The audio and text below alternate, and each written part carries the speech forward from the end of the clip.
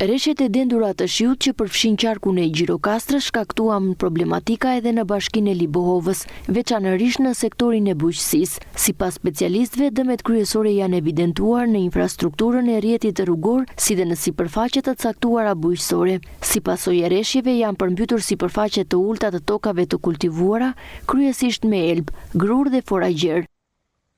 Rreshja ka patur me intensitet të lartë në teritorin e kësaj bashkie dhe kryesisht dëmtimet e shkaktuara nga këto rreshje janë kryesisht në infrastrukturën e rrjetit rrugor dhe kryesisht dëmtimet në bujqësi. Është përmbytur një sipërfaqe rreth 30 hektar në zonën e Bulos dhe pak në zonën e Amitës.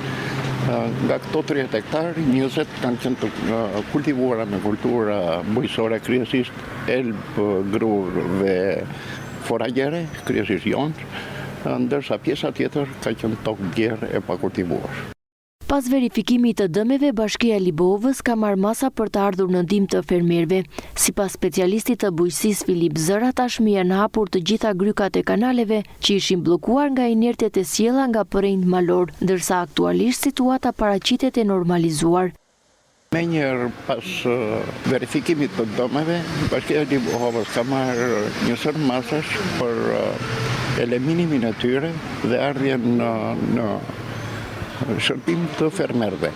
Janë hapur të gjitha grykat e kanaleve të cilët u bllokuan nga inertet, mbeturinat, drur, shkure si dhe dherat të sjella nga përrejt malor dhe gjendja aktuale në fushë është mëse normale, nuk ka sipërfaqe të përmbytura apo në gjendje të rëndë nga bilanci ujor i tyre.